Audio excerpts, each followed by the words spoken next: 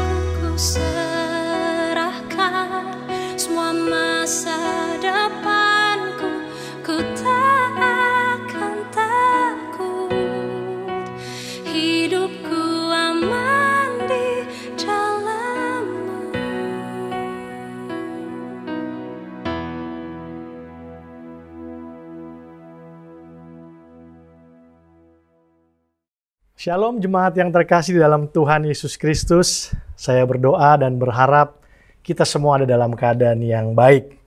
Dan walaupun kita masih belum bisa berjumpa secara fisik, tapi saya percaya bahwa kuasa Tuhan, hadirat Tuhan tidak akan dibatasi oleh ruang dan waktu. Saya percaya dimanapun kita berada saat ini, kita tetap bisa merasakan hadirat Tuhan. Amin.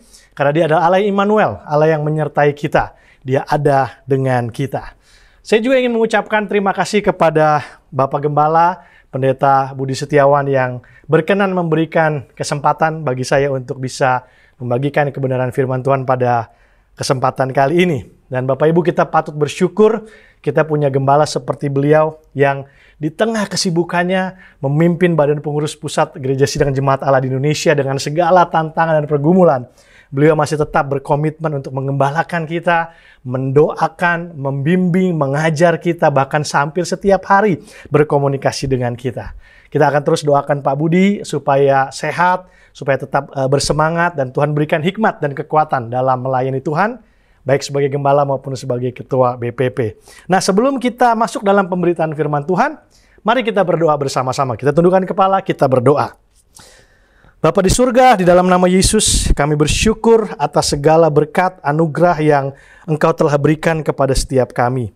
Dan hari ini, biarlah firman-Mu berbicara kepada kami mau belajar dari firman Tuhan. Kiranya firman Tuhan akan menghibur, membangun, menolong kami, memberi kekuatan kepada kami, dan memampukan kami untuk hidup serupa dengan anak-Mu Yesus Kristus. Dan di dalam nama Yesus kami berdoa. Amin. Bapak Ibu jemaat sekalian, ada satu istilah yang telah menjadi populer kurang lebih setahun belakangan ini oleh karena pandemi COVID-19 yang masih kita harus lalui sampai sekarang. Istilah itu namanya WFH, ya, work from home. Istilah WFH ini telah menjadi seperti kosakata baru bagi kita di zaman sekarang, terutama bagi kami yang masih muda, yang bekerja dan yang berbisnis gitu ya. Hampir setiap hari kata WFH menjadi bagian dari percakapan kami. Ada yang sekarang teman-teman yang sudah bekerjanya WFO ya, work from office, tapi ada juga yang masih WFO separuh, WFH-nya separuh. Ada juga yang tadinya sudah WFO, tapi kemudian jadi WFH lagi gara-gara ada beberapa teman di kantor yang mungkin terkena COVID. Nah, saya juga termasuk golongan yang kena WFH, Bapak Ibu Saudara sekalian. Saya selain melayani di gereja kita, saya juga dipercaya untuk memimpin sebuah lembaga misi. Dan kami pun akhirnya terdampak pelayanannya oleh karena COVID-19 ini. Dan sebelum masa COVID, sebenarnya salah satu tugas yang saya harus jalankan itu menuntut saya untuk berpergian keliling Indonesia. Dan kalau di total biasanya nih ya, sebelum COVID, saya tuh cuma ada di rumah kurang lebih 2 sampai 2,5 minggu saja. Karena seminggu sampai 10 hari lainnya saya harus habiskan di luar kota untuk bertemu dengan hamba-hamba Tuhan, melayani, rapat, juga melakukan pelatihan dan sebagainya. Nah, pada waktu awal-awal WFH, jemaat sekalian, saya sebenarnya cukup terhibur. Karena memang saya dipaksa untuk ada di rumah dan belajar mengubah sistem kerja saya menjadi online.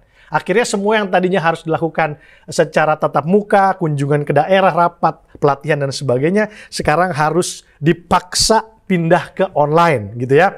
Dengan menggunakan Zoom, dengan menggunakan YouTube, dan sebagainya.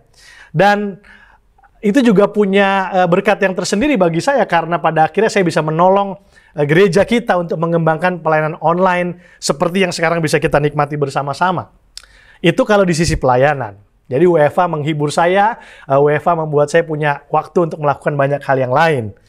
Dan dalam hal keluarga saya pun menjadi orang yang lebih banyak di rumah jadinya ya. Saya punya lebih banyak waktu untuk keluarga karena istri saya juga bekerja di rumah. Anak saya sekolahnya di rumah, kami jadi bisa sering banyak ngobrol, berdiskusi, berdoa bersama-sama, bahkan mendiskusikan firman Tuhan. Itu adalah berkat WFH yang saya rasakan. Namun kemudian hari berganti hari, minggu berganti minggu, dan bulan berganti bulan, dan pandeminya tak kunjung berhenti, akhirnya suasananya mulai berubah. Yang tadinya WFH adalah hal yang menyenangkan, sekarang berubah menjadi sebuah hal yang membosankan. Ya, saya mulai merindukan interaksi fisik antar manusia, dan saya percaya Bapak Ibu jemaat ataupun teman-teman muda yang juga kelamaan WFH juga mungkin ngerasakan apa yang saya rasakan. Ya, kita merindukan interaksi dengan orang lain, dengan manusia lain. Kita kemudian menyadari bahwa ternyata nggak semua bisa dipindahkan ke dunia online. Amin. Walaupun sebenarnya saya termasuk bilangan atau kalangan yang awalnya percaya bahwa semuanya kayaknya bisa dipindahkan secara online kok, ya. Lebih gampang, lebih praktis, lebih mudah, lebih murah. Tapi ternyata saya salah. Tidak semua bisa dipindahkan ke online. Sebagai manusia, kita merasa bahwa ada sesuatu di dalam diri kita ini yang membutuhkan interaksi fisik gitu, interaksi antar manusia. Kita kan butuh jalan-jalan, kita butuh ngelihat tempat baru, kita bosan juga ngelihat suasana rumah terus setiap hari. Yang setuju di rumah katakan amin. Nah, saya tidak tahu dengan Anda, tapi bagi saya secara pribadi pun bukan hanya secara mental ya terganggu, artinya mengalami kejenuhan dan kebosanan, tetapi WFH ini pun pada akhirnya berdampak kepada kinerja saya dalam pekerjaan dan pelayanan saya. Saya mulai merasa bahwa hasil pekerjaan saya, cara saya bekerja itu tidak sebaik dan semaksimal sebelum-sebelumnya. Dan saya juga mulai merasakan bahwa ternyata WFH ini jauh lebih melelahkan daripada WFO ya. Walaupun kalau kita pikir-pikir kan kalau kita WFO kita harus naik mobil ya, bermacet-macet ria di kota Jakarta untuk sampai ke kantor. Tapi ternyata waktu yang terpotong itu pun ketika kita gantikan dengan bekerja di rumah, tidak semerta-merta berarti bahwa kita akan mendapatkan hasil yang lebih baik dengan bekerja di rumah. Ya mungkin beberapa dari saudara merasakan hal yang sama gitu ya. Nah, sampai titik ini beberapa di antara jemaat sekalian mungkin bertanya, loh ini kok tadi Pak Tony, dari tadi kok Pak Tony ngomongnya tentang pekerjaan, tentang bisnis, belum buka ayat firman Tuhan. Mana firman Tuhannya? Ini khotbah atau seminar motivasi gitu ya. Mungkin ada di antara saudara yang bertanya demikian. Nah, Bapak Ibu Saudara sekalian, menurut saya di sini letak salah satu masalah kita. Banyak orang Kristen yang menganggap bahwa kerja ya kerja, bisnis ya bisnis, masalah kerohanian itu beda lagi. Tidak ada hubungannya. Banyak dari antara kita yang mungkin berpikir demikian. Banyak orang Kristen yang memisahkan antara pekerjaan, ya, antara bisnis dengan kehidupannya sebagai orang Kristen. Ada juga yang mungkin berpikir seperti ini, oh orang Kristen, oh Kristen itu kan hari Minggu ya, Senin sampai Sabtu lain cerita, ya, ada pemisahan. Ini saya tidak sedang berbicara tentang CWS Gading ya, ini jemaat di tempat lain yang nun jauh di sana, di kita tidak ada. Ya. Nah, kembali ke curhat saya tadi, waktu saya mengalami kejenuhan, kebosanan, rasa tidak maksimal itu, saya kemudian berdoa kepada Tuhan, saya merenung, saya membaca firman Tuhan, dan kemudian saya seperti diingatkan kembali oleh Tuhan, bahwa pada dasarnya pekerjaan kita, bisnis kita, keseharian kita sebagai orang Kristen, itu semuanya berhubungan dengan kerohanian kita. Saya kembali diingatkan bahwa cara saya bekerja, ya, cara kita bekerja, cara kita berbisnis, cara kita belajar di sekolah, di kampus, itu adalah bagian yang tidak terpisahkan dari identitas kita sebagai pengikut Yesus. Dengarkan baik-baik. Our lives have to reflect our identity as a Christian. Kehidupan kita harus mencerminkan identitas kita sebagai seorang Kristen. Dari mana orang bisa tahu kalau kita orang Kristen? Harusnya itu tercermin dari seluruh aspek kehidupan kita, termasuk dalam urusan pekerjaan dan bisnis. Itulah sebabnya ketika pada waktu itu saya kemudian mengalami kejenuhan, merasa tidak maksimal, merasa capek, merasa malas, merasa bahwa apa yang saya lakukan itu semuanya tidak maksimal dan sia-sia, saya harus kembali, kita harus kembali bercermin kepada firman Allah. Kita harus menemukan kembali, we have to rediscover Apa yang sebenarnya menjadi tujuan Allah bagi pekerjaan kita? Apa maksud Tuhan memberikan pekerjaan ini kepada kita? Dan bagaimana seharusnya kita sebagai pengikut Yesus bekerja? Saudara, jemaat sekalian, percuma saja kalau kita mengatakan bahwa diri kita adalah orang Kristen, tapi cara kita bekerja, cara kita berbisnis tidak mencerminkan identitas itu. Maka dari itu, hari ini saya mau membagikan mengenai WFH. Tetapi bukan lagi artinya work from home, melainkan work from heart. Work from your heart, bekerja dari hati. Karena sekali lagi, how we work as a Christian matters to God. Cara kita bekerja sebagai orang Kristen penting bagi Allah. Nah, izinkan saya membagikan ada 3 prinsip dan 3 nasihat firman Allah mengenai bekerja. 3 prinsip dan 3 nasihat Alkitab mengenai bekerja. Saya mulai dari prinsipnya dulu. Prinsip yang pertama, ini yang saya percayai, bahwa pekerjaan adalah mandat ilahi. Saya ulangi, pekerjaan adalah mandat ilahi. Mari kita membaca firman Tuhan di dalam Kejadian 2 ayat 15. Firman Allah berkata begini, Tuhan Allah mengambil manusia itu dan menempatkannya di dalam Taman Eden untuk mengusahakan dan memelihara taman itu. Bapak Ibu Saudara sekalian, jadi setelah Allah menciptakan manusia yang serupa dan segambar dengan Dia, maka kemudian manusia diberikan mandat, diberikan sebuah penugasan oleh Allah. Untuk apa?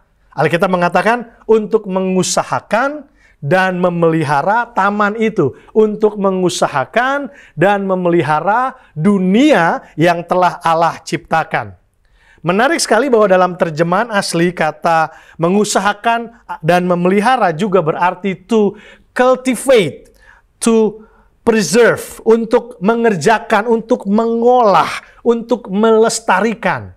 Itu tugas atau mandat ilahi yang Allah berikan kepada kita manusia untuk dilakukan terhadap dunia yang Allah telah ciptakan. Allah yang mencipta, manusia yang mengerjakan. Allah yang mencipta, manusia yang mengolah, manusia yang memelihara, manusia yang melestarikan dunia yang diciptakan Allah ini. Dan ini adalah mandat bagi kita semua sebagai umat manusia. Makanya kita diciptakan serupa dan segambar dengan Allah, supaya kita memiliki potensi dan kapasitas yang cukup untuk bisa bekerja, mengolah, dan melestarikan ciptaan Allah. Nah, tetapi sayangnya banyak orang, termasuk orang Kristen, yang seringkali punya konsep begini waktu dia bekerja. Yaitu bahwa kerja itu adalah alat untuk bertahan hidup, alat untuk mencari keuntungan, atau meningkatkan taraf hidup. Itu pemikiran atau konsep yang banyak dianut oleh semua orang, termasuk orang-orang Kristen. Tetapi tahukah Bapak, Ibu, dan Saudara sekalian bahwa pada awalnya tidak demikian? Kejadian 3 ayat 17 mencatat begini. Karena engkau mendengarkan perkataan istrimu dan memakan buah pohon yang telah kuperintahkan kepadamu, jangan makan daripadanya, maka terkutuklah tanah karena engkau. Dengan bersusah payah, engkau akan mencari rezekimu dari tanah seumur hidupmu. Yang saya mau coba jelaskan adalah begini.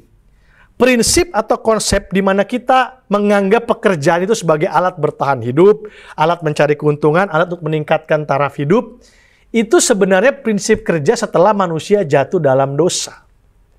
It's all about me. It's all about ourselves. How to survive. Tapi pada awalnya, pekerjaan itu adalah mandat ilahi. Untuk melestarikan, mengolah, mengembangkan dunia yang Allah telah ciptakan. Dan banyak dari antara generasi milenial seperti saya, kadang-kadang berkata seperti ini, punya impian bahwa suatu hari nanti, kalau saya sudah punya cukup uang, ya cukup harta dan kekayaan, I don't want to work anymore. Saya tidak mau kerja lagi. I want to travel all around the world and I want to make I want to do something that makes me happy. Banyak anak muda yang bilang gitu, saya pengen punya uang yang banyak, punya harta yang cukup, pensiun dini, bisa traveling keliling dunia, ya, nggak usah kerja lagi, hanya melakukan hal yang membuat kita bahagia. Tapi sadar atau tidak sadar, sebenarnya di dalam impian itu terkandung sebuah prinsip yang tadi, yang memandang pekerjaan hanya sebagai alat bertahan hidup, memenuhi kebutuhan, ya, meningkatkan taraf hidup. There's nothing wrong with that dream, ya, dengan cita-cita itu. Tetapi ingat hari ini, firman Tuhan mengingatkan kepada kita, pekerjaan adalah mandat ilahi. Saya selalu menanamkan atau mengatakan pengajaran ini kepada anak saya yang sekarang masih usia 8 tahun. Saya bilang sama dia, David, kalau kamu punya cita-cita, jangan hanya berpikir apa yang akan kamu capai, apa yang akan kamu raih, seberapa banyak harta yang akan kamu kumpulkan lewat cita-citamu itu. Jangan. Kamu juga harus memikirkan ketika engkau merancang cita-citamu. Tanyakan juga bagaimana kamu bisa menolong orang lain dengan cita-citamu itu. Bagaimana kamu dapat membantu dunia menjadi tempat yang lebih baik. Bagaimana kamu bisa membawa orang kepada Kristus lewat pekerjaanmu, lewat impianmu. Itu yang saya selalu ajarkan kepada anak saya, karena saya percaya bahwa pekerjaan adalah mandat ilahi. Mari kita tanamkan ke dalam hati dan pemikiran kita hari ini. Aku bekerja bukan hanya untuk diriku. Aku bekerja bukan hanya supaya aku dapat penghasilan, supaya aku meraih cita-citaku. Tapi aku bekerja juga untuk Tuhan.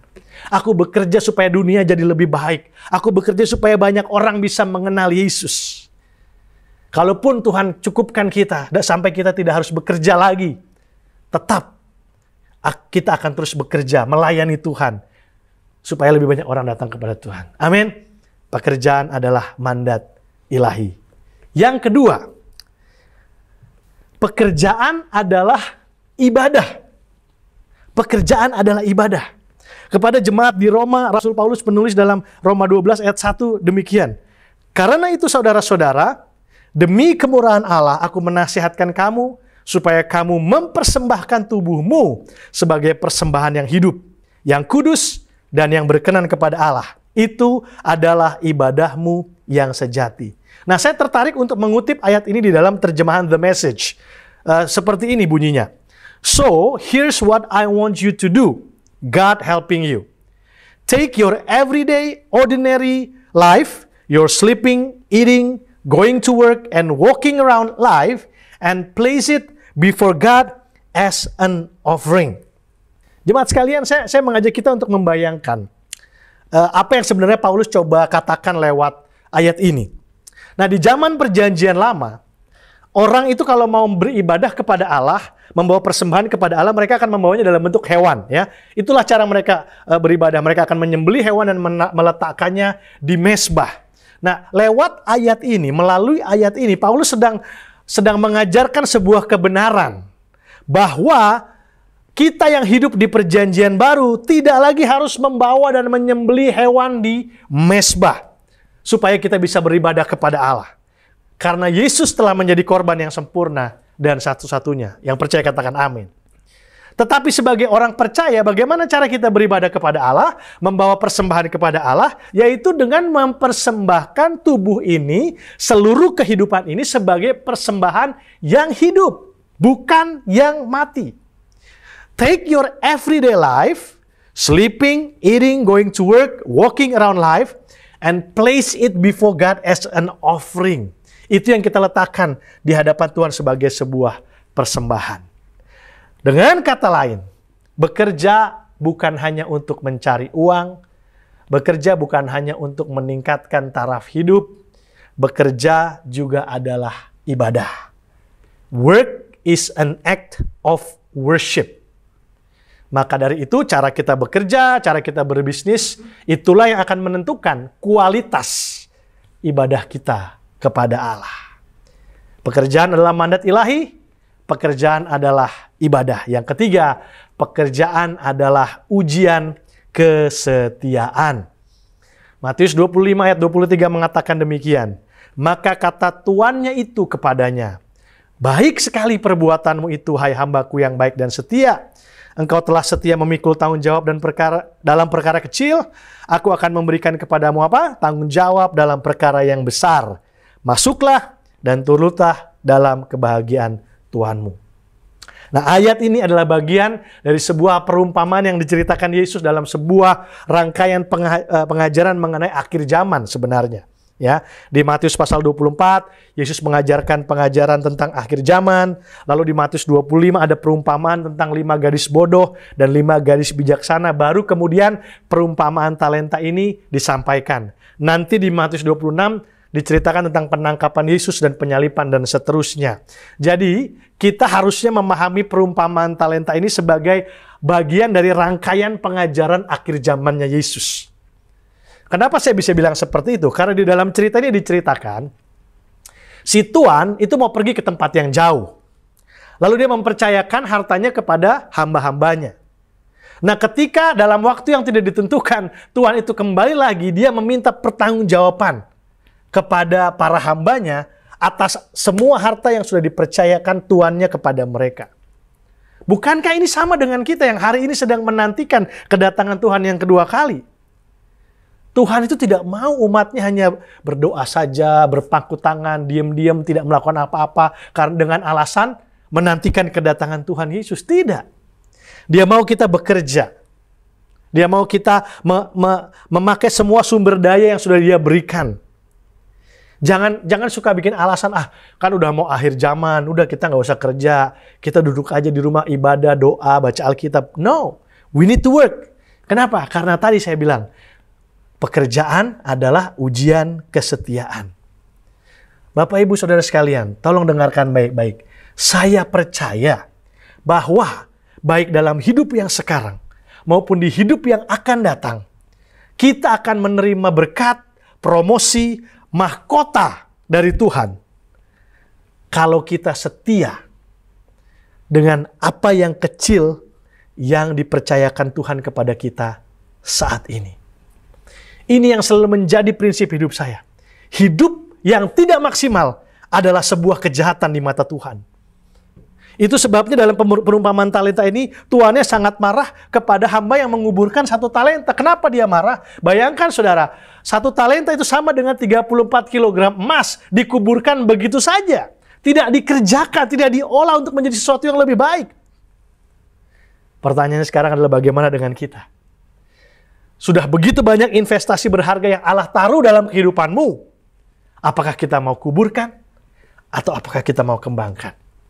Pekerjaan adalah ujian kesetiaan. Kalau kita setia, Tuhan akan kasih promosi di hidup yang sekarang. Dan Tuhan akan kasih mahkota di hidup kekekalan. Yang setuju, yang percaya katakan amin. Itulah 3 prinsip yang bisa saya bagikan mengenai pekerjaan. Yang pertama, pekerjaan adalah mandat ilahi. Yang kedua, pekerjaan adalah ibadah. Dan yang ketiga, pekerjaan adalah ujian kesetiaan. Mari kita pahami dan kita hidupi prinsip ini. Nah, sebelum saya mengakhiri pesan firman Allah ini, saya juga ingin membagikan beberapa nasihat dari Alkitab. Ada 3 nasihat dari Alkitab setidaknya mengenai bagaimana seharusnya kita ini umat Tuhan bekerja sesuai dengan prinsip-prinsip yang tadi sudah kita pelajari. Mari kita mulai. Yang pertama, umat Tuhan, ya anak-anak Tuhan Yesus, bekerjalah dengan sepenuh hati seperti untuk Tuhan. Sekali lagi, bekerjalah dengan sepenuh hati seperti untuk Tuhan. Ayatnya sudah kita hafal mungkin ya, Kolose 3 ayat 23, apapun juga yang kamu perbuat, perbuatlah dengan apa? Dengan segenap hatimu seperti untuk Tuhan dan bukan untuk manusia. Waktu saya renungkan ayat ini, saya diberikan sebuah pemahaman oleh Tuhan bahwa sebenarnya Tuhan ingin mengajar kita begini. Sikap hati kita itu lebih penting daripada jenis pekerjaan kita. Sekali lagi, sikap hati kita itu lebih penting daripada jenis pekerjaan kita. So, apapun jenis pekerjaan yang dipercayakan kepada kita, mari kita lakukan dengan sikap hati yang penuh tanggung jawab, antusiasme, kejujuran. Seolah-olah kita sedang bekerja di sebuah perusahaan yang bosnya itu adalah Tuhan sendiri. Kalau kita mengerti dan menyadari bahwa bos kita itu adalah Tuhan, pimpinan dari perusahaan ini adalah Tuhan, maka itu akan tercermin dari sikap hati kita bekerja. Kita pasti akan memberikan yang terbaik yang kita bisa. Amin. Nah, mungkin ada di antara saudara-saudara yang hari ini merasa bahwa mungkin Anda merasa pekerjaanmu itu tidak signifikan, tidak penting. Pekerjaanmu mungkin terasa kecil dan tidak ada artinya. Atau pekerjaanmu mungkin terasa tidak rohani gitu ya, tidak ada hubungannya sama kerohanian. Tapi hari ini, izinkanlah firman Allah mengingatkan kita kembali bahwa di hadapan Allah yang penting bukan jenis pekerjaannya, tetapi sikap hati kita ketika mengerjakannya. Dan saya percaya Allah berkenan kepada mereka yang bersungguh hati dalam mengerjakan sesuatu, apapun jenis pekerjaannya. Haleluya. Yang kedua, bekerjalah dengan rajin. Sekali lagi, bekerjalah dengan rajin. Izinkan saya membaca dari Amsal 21 ayat 25. Si pemalas dibunuh oleh keinginannya karena tangannya enggan bekerja. Amsal 12 ayat 24. Tangan orang rajin memegang kekuasaan, tetapi kemalasan mengakibatkan kerja paksa. Bapak Ibu jemaat sekalian, orang yang tidak mengerti bisa belajar. Orang yang tidak berpengalaman bisa dibimbing. Orang yang berbuat salah bisa ditegur, bisa diperbaiki, bisa diarahkan. Tapi orang yang malas hampir tidak ada obatnya. Karena yang bisa mengubah kemalasan itu hanya dirinya sendiri dan mujizat Tuhan. Amin. Kemalasan itu berbahaya. Karena ketika kita malas, kita sedang menyia-nyiakan investasi terbesar dari Allah. Apa itu? Diri kita sendiri. Again, saya ingatkan, kita diciptakan serupa dan segambar dengan Allah. Artinya ada potensi, ada talenta, ada karunia yang ilahi yang Allah taruh dalam diri kita. Kalau kita malas, berarti kita sedang menganggap remeh investasi Allah di dalam diri kita. Bekerjalah dengan sepenuh hati, bekerjalah dengan rajin. Dan yang ketiga, yang terakhir, bekerjalah lebih dari yang diminta. Bekerjalah lebih dari yang diminta. Matius 5 ayat 41, firman Tuhan berkata, dan siapapun yang memaksa engkau berjalan sejauh 1 mil, berjalanlah bersama dia sejauh 2 mil. Ini adalah prinsip yang saya sebut sebagai prinsip go the extra mile. Ya, dan Yesus mengajarkan bahwa prinsip go the extra mile ini seharusnya menjadi ciri khas dari para pengikut Yesus. Sifat go the extra mile ini seharusnya menjadi yang membedakan kita antara kita yang bekerja dan ikut Tuhan Yesus sama mereka yang bekerja tapi tidak ikut Tuhan Yesus. Apa itu prinsip go the extra mile? Menurut saya ada beberapa pengertian. Yang pertama, go the extra mile artinya tidak selalu hitung-hitungan dalam bekerja. Bapak Ibu, saudara sekalian, sejak muda, ya karena saya memang sudah hidup sendiri dari lulus SMA tidak dibiayai orang tua. Saya percaya bahwa dalam hidup ini ada hal-hal yang nilainya itu jauh lebih mahal daripada uang. Ya. Mungkin saya tidak dapat uang lebih, tapi dalam pemikiran saya kalau saya mengerjakan lebih dari yang diminta, walaupun tidak dapat tambahan uang, minimal saya dapat ilmu dan pengalaman. Dan itu tidak dapat dibeli dengan uang, ilmu dan pengalaman. Jadi go the extra mile artinya tidak selalu hitung-hitungan dalam bekerja. Dan yang kedua, go the extra mile artinya bisa memberikan nilai tambah dari apa yang diminta untuk kita kerjakan. Jadi kalau kita diminta mengerjakan sesuatu yang harusnya bernilai B, kita bisa mengupgrade-nya menjadi nilai A. Misalnya kalau saya seorang karyawan disuruh membuat laporan, instead of just making a report, daripada cuma membuat sebuah laporan, mungkin laporannya bisa saya percantik sedikit dengan kemasan yang baik, dengan sedikit saya belajar sedikit desain grafis untuk memberikan sentuhan seni sehingga lebih cakep kelihatannya, gitu ya. Itu namanya go the extra mile, memberikan hasil pekerjaan yang lebih tinggi kualitasnya daripada yang diminta. Dan saya berani bersaksi di hadapan jemaat sekalian, oleh anugerah Tuhan, sudah belasan tahun ini saya bekerja dalam bidang pelayanan rohani dan saya melihat bahwa ketika kita go the extra mile, bukan cuma Tuhan disenangkan, tapi itu membuka pintu berkat Tuhan bagi kita. Saya bisa pergi ke tempat-tempat yang dulu saya nggak pernah bayangkan bisa pergi. Saya bisa bertemu dengan orang-orang hebat. Saya bisa melakukan hal-hal yang tadinya saya pikir saya tidak bisa lakukan. Karena saya belajar untuk melakukan go the extra mile. Bekerjalah dengan segenap hati, bekerjalah dengan rajin, bekerjalah lebih dari yang diminta. Saya berharap kita dapat belajar sesuatu dari kebenaran firman Tuhan ini. Dan sebagai penutup, izinkan saya mengajukan sebuah pertanyaan.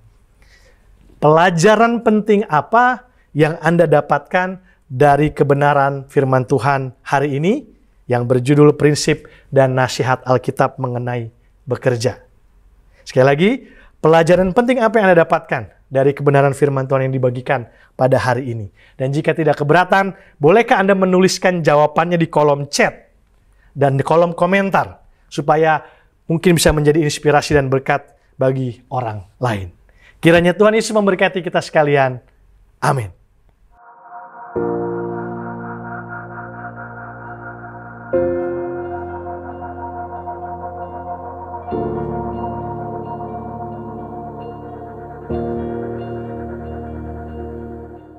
Saudara-saudara, kita sudah dengarkan firman Tuhan. Mari kita tanggapi firman Tuhan yang telah berbicara kepada kita. Mari kita tundukkan kepala. Haleluya. Saudara-saudara, sementara kita tundukkan kepala, mari kita renungkan kembali. Pada masa pandemi ini Tuhan mempersiapkan kita untuk menyelamatkan kita dari situasi kerja yang bisa saja berubah setelah pandemi. Dan Tuhan menyuruh kita untuk berfokus kepada beberapa hal. Perlakukan kerja itu seperti kepada Tuhan. Dan kita diberkati Tuhan dengan kerajinan. Dan biarlah kita rela untuk melakukan sesuatu lebih daripada yang diminta. Mari kita berdoa bersama-sama. Bapa di surga, kami berdoa untuk perjalanan hidup pekerjaan kami semua. Kalau ada di antara anak-anak Tuhan pada hari ini Tuhan yang di dalam suasana kerjanya juga sedang berada di dalam risiko-risiko tertentu. Kami berdoa Tuhan supaya firman telah berbicara kepada kami. Apa yang telah disampaikan oleh pendeta Tony Ronaldo itu menjadi peringatan bagi kami, menjadi petunjuk bagi kami. Dan kami berdoa Tuhan supaya Engkau yang menjamah hati kami semua. Terima kasih Tuhan. Haleluya, haleluya, haleluya. Tuhan Yesus, kalau ada di antara kami juga yang pada hari ini masih bergumul di dalam soal pekerjaan, Tuhan, apa yang sudah kami dengar biarlah itu menjadi perlengkapan yang Kau berikan untuk kami ingat dan akan kami terapkan. Terima kasih Yesus, Engkau Tuhan dan Juru Selamat kami. Bapa di surga, kami menyerahkan ke dalam tangan Tuhan Yesus semua yang ada, yang disediakan oleh Tuhan, yang sedang ada di tangan kami. Kami percaya Tuhan bahwa Engkau yang menolong kami. Kami percaya bahwa Engkau yang berbicara kepada kami. Oh Tuhan Yesus, kami bersyukur, kami berterima kasih. Haleluya, haleluya. Saudara-saudara, sementara kita tundukkan kepala, kalau ada di antara kita yang baru pertama kali mendengarkan firman Allah, dijamah oleh Tuhan, dan Allah telah berbicara dengan jelas di dalam hati saudara-saudara, dan saudara ingin membuat komitmen menyerahkan hati saudara kembali ke dalam tangan Tuhan Yesus, ikuti doa yang akan saya naikkan ini. Bapa di surga, pada hari ini, saya serahkan hidup saya ke dalam tangan-Mu. Saya akan menjadi anak-Mu. Saya tergabung di dalam kekeluargaan, kerohanian dari gereja kami. Engkau menuntun hati kami semua. Disatukan oleh kasih Tuhan. Sebab oleh darah Yesus, kami diselamatkan. Semua terjadi karena kasih karunia-Mu. Terima kasih Tuhan Yesus. Saya serahkan hati saya ke dalam tangan-Mu, di dalam nama Yesus. Haleluya.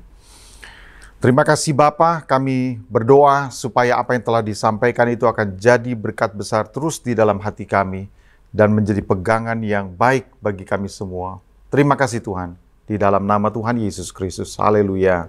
Amin. Puji Tuhan, saudara-saudara, kita berterima kasih kepada pendeta Tony Ronaldo yang telah menyampaikan firman Tuhan, work from the heart. Ya, bekerja, biasanya kita mengistilahkan work from home, tapi ini bicara tentang work from the heart. Dan saudara-saudara, dari 3 nasihat tentang bekerja yang menarik perhatian kita semua pada hari ini, saudara-saudara, tentang bagaimana kita bisa bekerja sepenuh hati, ya, seperti untuk Tuhan. dan kita bekerja dengan kerajinan, karena hanya itu saudara-saudara modal yang Tuhan berikan kepada kita, bukan hanya untuk bertahan, tetapi untuk membuat kita berada di dalam posisi disorot dan dilihat, mendapatkan kasih karunia Tuhan. Dan saudara-saudara bekerja lebih daripada yang diminta. Semua prinsip-prinsip ini menjadi berkat besar bagi kita semua. Terima kasih, dan kiranya Tuhan akan memberkati Pendeta Tony Ronaldo dan keluarga dalam pelayanan juga. Dan saudara-saudara, kita telah mengakhiri kebaktian kita, dan marilah kita bersama-sama akan mengangkat kedua tangan kita di hadapan Tuhan untuk menerima berkat Tuhan. Saudara-saudaraku yang kekasih, terimalah berkat anugerah yang dari Allah Bapa, cinta kasih di dalam Tuhan Yesus Kristus, dan persekutuan oleh Roh Kudus menyertai kita semua, mulai saat ini sampai Maranatha Tuhan datang kembali. Haleluya. Amin. Puji Tuhan, saudara-saudara, kita telah mengakhiri kebaktian kita pada hari ini. Kiranya semua itu menjadi berkat bagi kita semua. Dan saudara-saudara, tetaplah menjadi berkat di masa keterbatasan kita semua. Puji Tuhan, dan tetap semangat. Sekali lagi saudara-saudara, jika saudara ingin menjadi jemaat online kami, jangan lupa untuk mengklik tautan yang ada di kolom chat maupun juga di deskripsi video di YouTube. Kiranya Tuhan memberkati kita semua, tetap bahagia, dan saudara-saudara jadi berkat. Puji Tuhan. God bless.